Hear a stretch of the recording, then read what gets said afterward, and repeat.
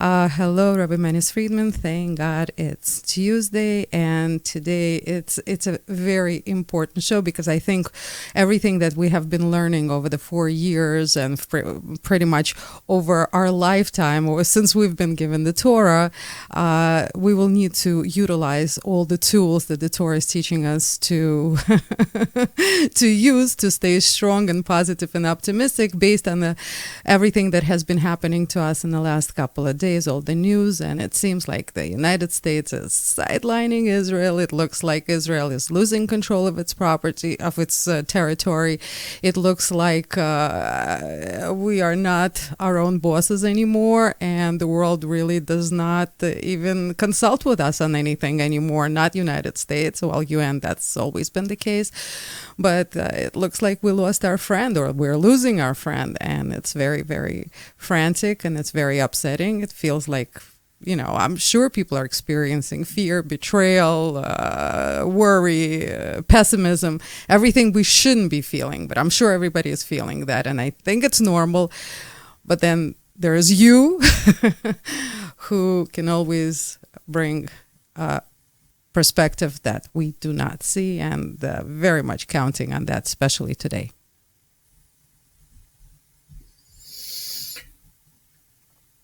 Yeah, I get the same impression.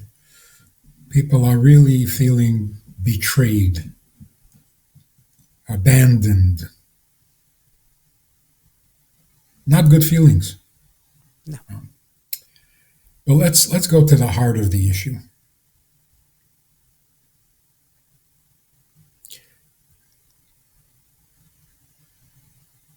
If you remember, there was talk right after the Holocaust. There was the philosopher who said God is dead.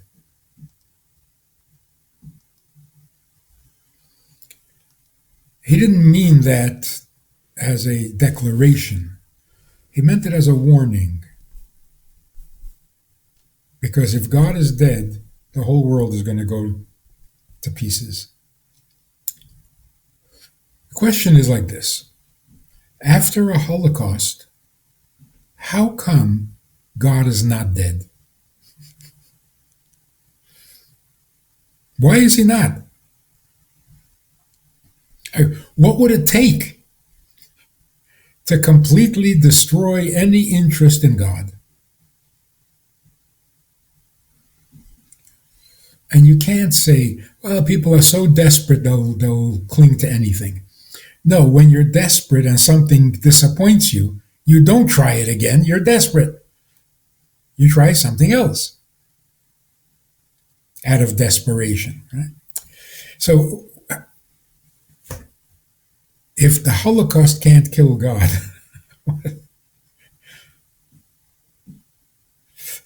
where does it come from in the human spirit that after a Holocaust, God is more popular than before? Everywhere in the world, especially in Israel. The people who were most affected by the Holocaust. I think the simple logic is God is a creator.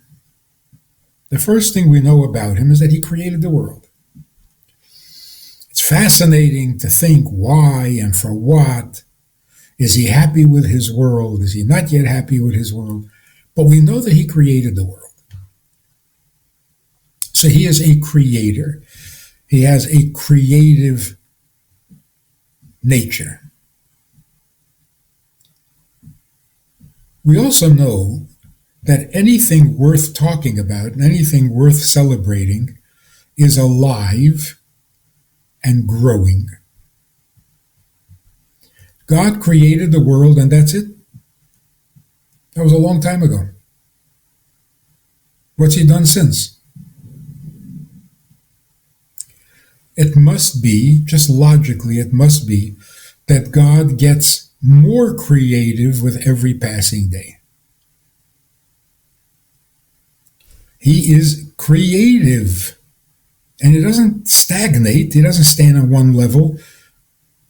He is constantly creating, which means He is improving as a creator. Every day he creates better than the day before, because it's a living thing. A living thing grows. After a Holocaust, there's a moment when you think, God has become a destroyer. But it only lasts a minute. And we realize, no, life is going on. People are having children. No, the world is not destroyed. God is still creating. Not only is he still creating, better than before. Every time something that seems negative happens, we ask the simple question. God is a creator. What's he doing? Why is he doing this? This doesn't look creative.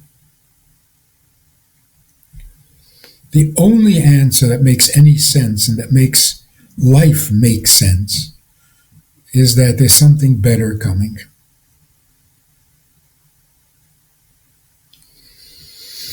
The previous Rebbe, who has had a really brilliant writing skill, he writes that when he was a young boy, 10 or 11 years old, he was walking with his father, maybe in Germany, maybe France, I don't know. And his father was explaining something to him which he loved. He loved his father's attention, and particularly when his father was teaching him, explaining. Then his father stopped speaking and was lost in thought. Deep thought. So the Rebbe writes, as we were walking down the street, people stared at my father. They looked once and then they looked a second time, because there was something very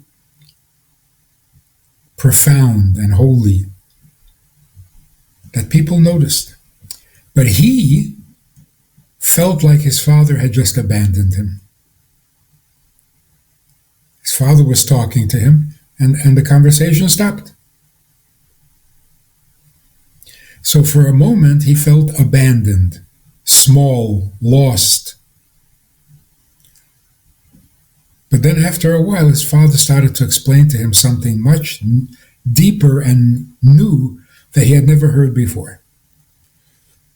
So he realized that when his father stopped speaking to him, it wasn't abandonment, it was preparation for something deeper. And we do this all the time. You want to explain something to someone and you're thinking, how do I say this? How do I say this? That it would come across the best, the most understandable, the most convincing. So before you can share something new, you have to stop talking and you have to think, how should I say this? But why are you doing that? Because you want the person you're talking to understand and benefit from what you're saying. So when his father stopped speaking to him, was it abandonment? No, the opposite. He was preparing how to say something so that the son will understand.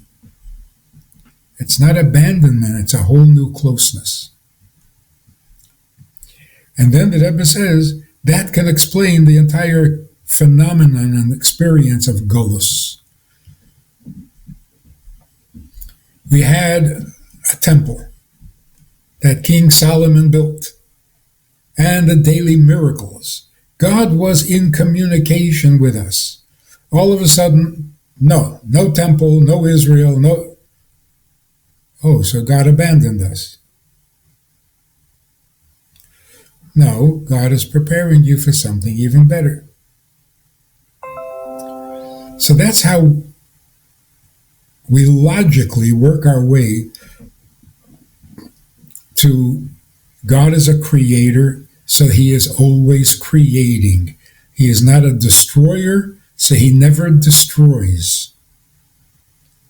To us, it may look that way, because we're a child and our father stopped talking. But if you're a little more mature, you realize your father didn't abandon you. Your father is digging deeper to give you something you haven't heard before. There's no question. This craziness that has been going on for years, 3-4 years, since before COVID or something, there's no question that this is gearing up. This is building up to something so fantastic that nothing can compare. So everything we thought was good news, it's nothing. It's nothing. We thought Trump will be the solution. There's something much better.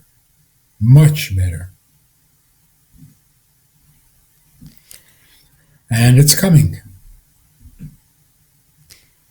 Rabbi Friedman, it's really, really difficult to have this concept right here in focus and not lose focus of it and get through every single day with all the difficulties, because it seems like we're all so small, and not in comparison to God. Obviously, that's okay. That's good. We accept that. That's the way it should be. That's the way it is. But so small in comparison to those who are making the decisions for us. And we have to give ourselves up to them. And there's so many consequences. There's so many horrific consequences that we're facing every single day. So the question is it God who is orchestrating all these, making all these decisions, or is it the big boys that think they're big boys and they're the ones who are ruling our destiny at the moment? You're right. We're totally outnumbered. Desperately outnumbered. But in what? In politics, in wealth,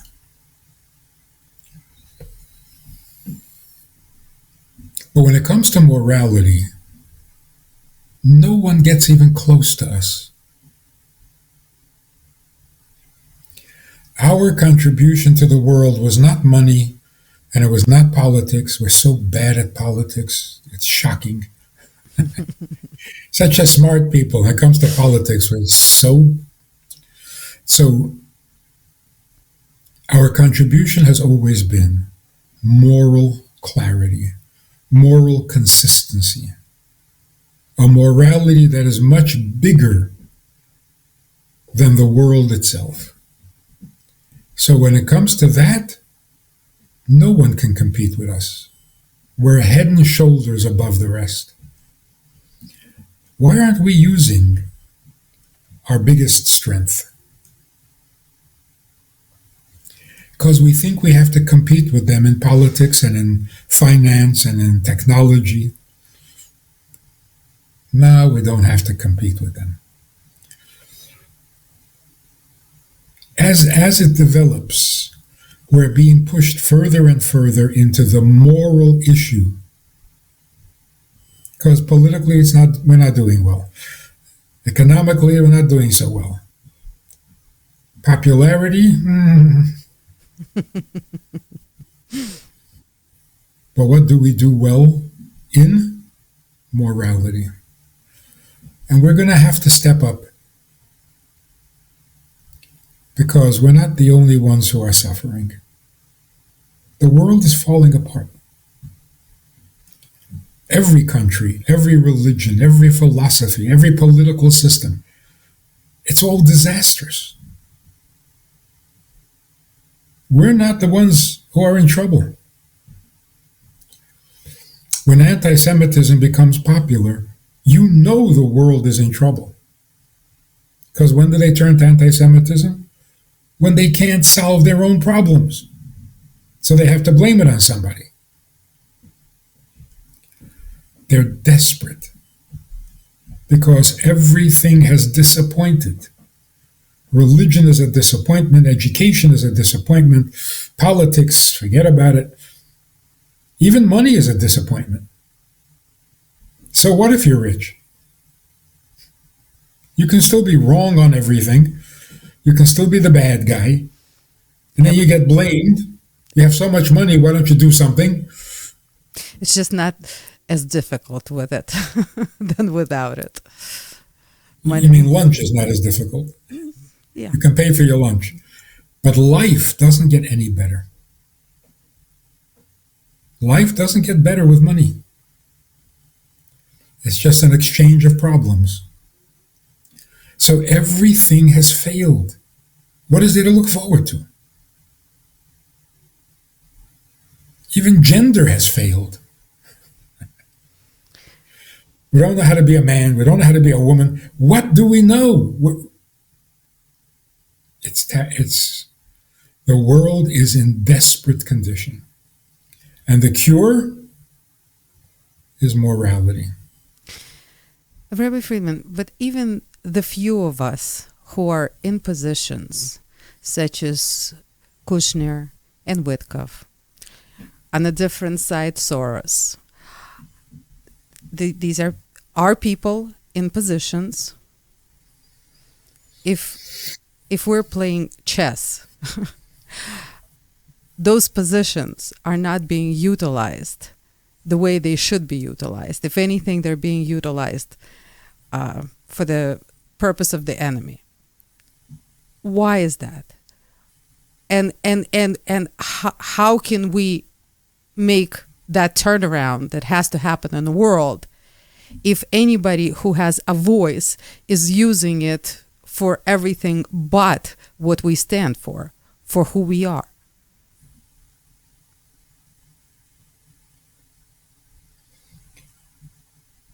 Chess is a good analogy. The bishops are so busy being bishops.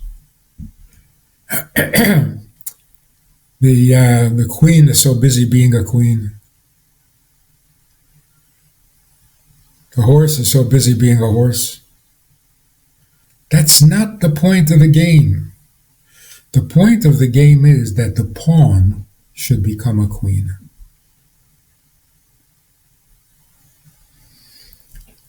Two pawns become a queen, you win the game. 3 pawns can become a queen. That's the objective. So if you're just busy being what you are, a politician, a philanthropist, but that's not the solution. Because there are bigger politicians than you, there are bigger philanthropists than you. You're just one among many, and you're competing, and you're not the best, and you're not. That's not how you win the game. You win the game by taking a simple person and turning him into a queen. And that is what we're supposed to be doing. Take the ordinary and make it holy. Then you can move in any direction you want, like a queen. But it's very interesting to watch this development. Just watch how morality becomes the only answer, the only need, the only issue. Everything else is just noise, bad noise. And then once that becomes the issue, who's going to teach? Who is everybody going to call? And then we will be what we're meant to be, a light to the nations. Not a political light, not an economic light, a moral light. And that's all the world needs. Rabbi Friedman, but it seems that the biggest obstacle for people wanting morality is economy. It's money. As long as people have money, morality, it's there, it's there. It's not, it's not. That's how it used to be. And that's changing. You see because that? money is becoming a problem in itself. making money, working for a living. It's all so toxic. Weren't we just wasn't Israel just shafted, sidekicked, sidelined? I don't know what to say, because of money. Because obviously Israel cannot compare with Qatar and Saudi Arabia and even Turkey. And especially if everyone comes together, then Israel is really just a little speck when it comes to economy. So we're not as interesting to the big boys, and we know who the big boys are. And therefore, we're not a big player. It seems like we were just shafted because of the economy, mainly. So what does that prove? It proves that those who have a lot of money are no better than those who don't. Yeah, but they don't know that. It's dawning, because there's no solution to this. There's no solution. Trump uses money to solve all problems. It's not working so well. There are people who have more money, so there you go. There are people who are not impressed with your money, so there you go. Money is not going to solve the problem. And this proves it. All the wealthy nations are doing everything wrong, morally. But it does seem to be Trump's tactics. Yeah. Economy is his tactic, and America first, which is where we are. It's not a bad thing. Yeah. But it is not, it is proving itself ineffective. It's a very good idea, but not everybody is playing this game. So we need a solution that is a little more permanent, a little more honest.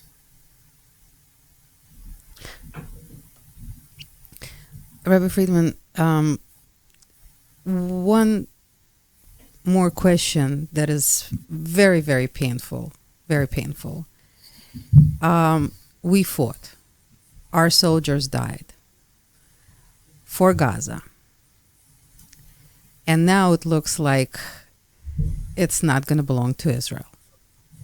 And Israel is not the one who is deciding this. It's horrible for the morality of all those who have risked their lives for a very important cause, for a huge cause. And now they have to deal with somebody deciding, who are we? Is it our land? Are we the bosses? Can we make a decision? How are the Israelis, especially the IDF, are supposed to feel at this particular moment? And we're all hurting equally for them. Very, very, very.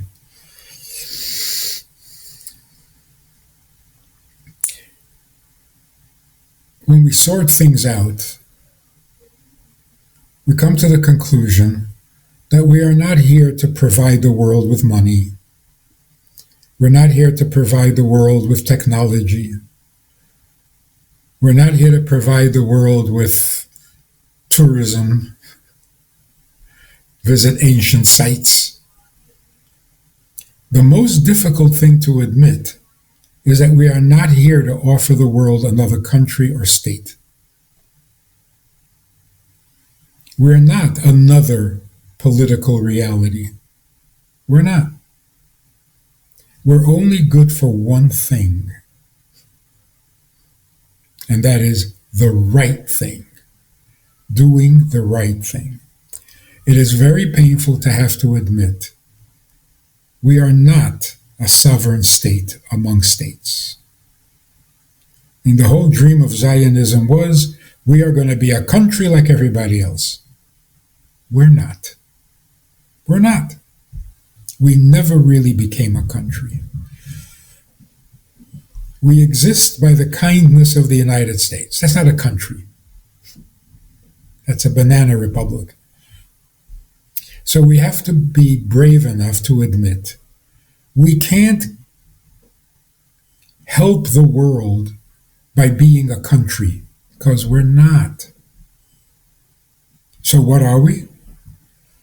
We're a group of Jews who happen to be living in the Promised Land and in the Holy Land, and we know how to do things right. Don't impress the world with how good a country you are, because you're not. It's very painful. Very painful. But the Rebbe has been telling us this for years. Don't try to be a country. Just be a Jewish people who are a light to the nations. Because that you're very good at. A country, you haven't really become a country yet. Now maybe, if Trump turns out to be unreliable, we're going to have to become a country for the first time. But that would take Mashiach. We will be a country under the leadership of Mashiach, and until then, we are living in Israel by permission from the non-Jews. And they're very fickle about their decisions. Yes, it's yours. No, it's not. Today it is. Tomorrow it won't be. That's not a state. So all the effort in building Israel, promoting Israel as a Medina, it's not a Medina. It's a Jewish neighborhood that can change the world morally. So again, we're not here to contribute anything other than morality. Not even statehood, because we're so bad at it. Our political system is so miserable because the only leadership that all Jews can accept is Mashiach. Other than that, we'll just disagree with each other forever. Oh boy, God has a great sense of humor creating us the way we are and giving us what we've got. Okay. But it's such a common thing. You know, the best teacher in the world wants to be a principal. Why? You're a great teacher. Do what you're best at. You're not going to be such a great principal. You're a great teacher. Do what you're designed to do. Stop trying to be everything else. Every soldier wants to be a general. It's silly. There are people born to be generals and there are people born to be soldiers. If you're a good soldier, then be a good soldier.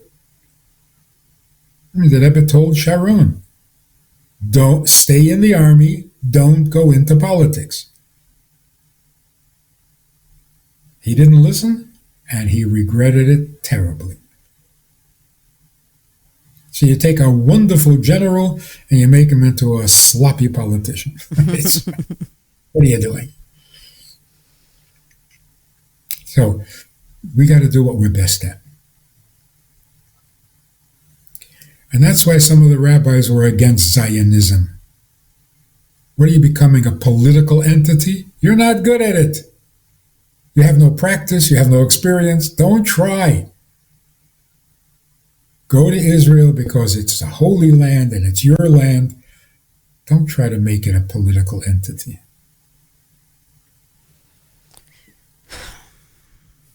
It's painful. It's painful. It's still scary. And but without a doubt, there is hope, and there's definitely good things coming. And Rabbi Friedman, thank you for reinforcing it for us every single week and for reinforcing it every single day. And thank you for the amazing work that you and your organization, Beis Hana, does. And giving this light every single day. I take full advantage of it, and I think it's just the most amazing thing in the world, and I definitely recommend it for others. I don't think there's anything that is the fuel for positivity and optimism and going forward in good spirits other than learning about God and implementing everything that we learn in our life. And thank you so much for opening that up for all of us here on Radio USA, and of course every day on all your channels. Thank you so much. Hope people will seek it out, use it, and spread it further. That's the only thing we can do these days. You should make a bumper sticker. God is the creator. Watch him create. Thank you for that. Watch and see how he creates. Thank you, Rabbi. So, thank you.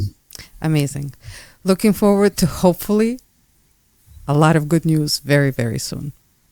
Thank you. Thank you very much.